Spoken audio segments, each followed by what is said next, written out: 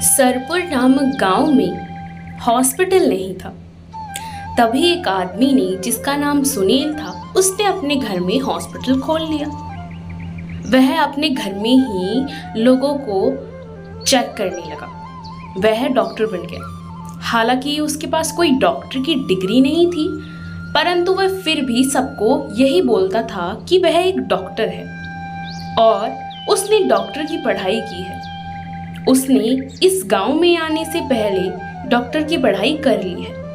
सभी लोगों को उसकी बात पर यकीन भी हो गया, क्योंकि उन्हें यह लगता था कि वह सही में उनको ठीक कर रहा है। परंतु ऐसा नहीं था। वह खुद ही लोगों को कुछ बीमारी बता देता था और दवाई दे देता था। एक दिन उसके डॉक्टर खाने में, मतलब उसके घर पे, एक औरत अपने बच्चे के साथ आई। देखिए, मैंने इसको चेक कर लिया है, पर हाँ, इसमें कैल्शियम की बहुत कमी है, तो मैं इसको दवाई लिख के दे देता हूँ, बाकी आप खिला लीजिएगा और कल फिर दिखा दीजिएगा। वह अपने घर पर पहुंचता है। उसकी पत्नी को यह सब मालूम होता है। वह उसे मना भी करती है, परंतु वह उसकी बात नहीं मानता। अरे तुमको क्या पता इस चीज में कितना पैसा है? तुम तो मूर्ख की मूर्ख ही रहोगी, तुम्हें नहीं पता कुछ भी।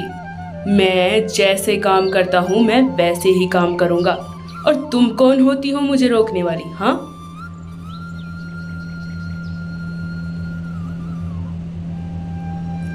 अगले दिन जब सुबह होती है तो उसी गांव के मुखिया का बेटा विनीत उस गांव में आता है। वह बाहर से पढ़ाई कर आ रहा था। उसने भी डॉक्टरी की पढ़ाई की थी। और कहाँ जा रही हो चाची मुन्ना को लेकर? इसकी तबीयत ठीक नहीं है बेटा, इसलिए हॉस्पिटल से आई हूँ। अच्छा ठीक है, चलो मैं चलता हूँ। जैसे ही वो घर पहुँचता है, उसके दादाजी, जो कि गांव में अकेले रहते थे, वह उनसे मिलता है। आ गया तू? हाँ दादाजी, मैं तो आ गया हूँ, पर अब हाँ, मैं यहाँ से कहीं नहीं जाऊँगा। मैंने आपको पहले ही बोला था कि मैं शहर इसी बात पे जाऊँगा कि जब मेरी पढ़ाई पूरी हो जाएगी तो मैं गांव में ही रहूँगा। अरे पर बेटा, गांव में रखा ही क्या है? गांव में कुछ नहीं है, तू शहर वापस चला जा।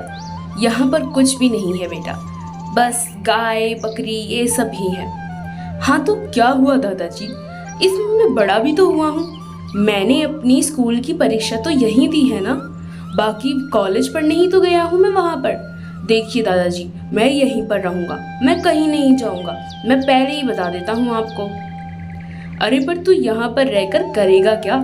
खेती तो तुझसे होगी नहीं। हाँ, बाकी और काम क्या करेगा तू बता? और हमारे खेत भी नौकर करते ही हैं। अरे दादाजी, जो मैंने पढ़ाई करी है मैं उसके लिए हॉस्पिटल खोलूंगा ना गांव में। परंतु गांव में तो हॉस्पिटल खुला हुआ है। क्या? गांव में कब हॉस्पिटल खुल गया दादाजी? वह डॉक्टर के पास जाता है और उनसे कुछ बातें करता है। नमस्ते डॉक्टर साहब, मैंने सुना है कि आपने इस गांव में दवाखाना खोला है। आप पढ़े लिखे तो हैं ना? क्योंकि मैं पहले आया था तब तो यहाँ पर कुछ भी नहीं था। क्यों, पढ़ा लिखा दिख नहीं रहा क्या मैं तुम्हें विनीत? मैंने पढ़ाई की हुई है, वो तो मैंने किसी को बताया नहीं था। फालतू में लोग कुछ कहने लग जाते हैं।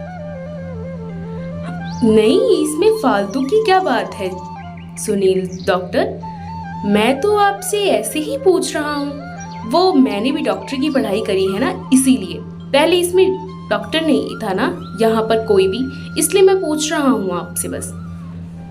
हाँ तो वो तो लोगों ने ज़रा बीमार पड़ने ज़्यादा हो गए थे, तो मैंने सोचा कि अब वक्त आ ही गया है कि मैं डॉक्टर बन ही जाता हूँ। बस अगले दिन जैसे ही सुबह होती है, काकी उसके घर पर आती है। क्या हुआ काकी, मुन्ना की तबीयत तो ठीक है, आप दवाई के लिए पैसे क्यों मांग रही हैं फिर? ये तो मुझे सही लग रहा है। नहीं बेटा, इसकी तबीयत ठीक नहीं है, डॉक्टर साहब ने बताया है। डॉक्टर साहब ने? पर मुझे तो ये बिल्कुल सही लग रहा है। मैंने भी तो डॉक्टर की पढ़ाई करी है, इतना तो मैं जानता ही हूँ कि बच्चा कैसे सही होता है और कब नहीं। देखिए, ये तो देखने में भी बिल्कुल सही लग रहा है। परंतु बेटा, डॉक्टर ने इसमें कैल्शियम की कुछ ऐसे बोला था, वो है। नहीं, मुझे तो नहीं लग रहा, कुछ तो गड़बड़ है। विनीत अपने मन में शक लेकर सभी गांव वालों से बातें करता है। देखिए, मुझे ये डॉक्टर साहब सही नहीं लगते हैं। अचानक से इस गांव में हॉस्पिटल खुल गया और इन डॉक्टर को आए हुए दिन कितने हुए हैं? तुम हमें मत बताओ, ठीक है? जब तुम इस गांव में नहीं थे तो यही हमारा ख्याल रखते थे। अब आ गए हो डॉक्टर की पढ़ाई करके।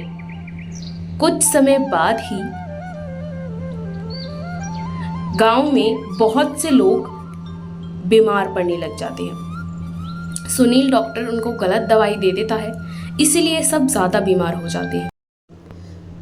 तो अब हम इसके आगे की कहानी सेकंड पार्ट में देखते हैं। यह था इस कहानी का फर्स्ट पार्ट यानी पहला भाग। आगे की कहानी हम सेकंड पार्ट यानी दूसरे भाग में देखेंगे।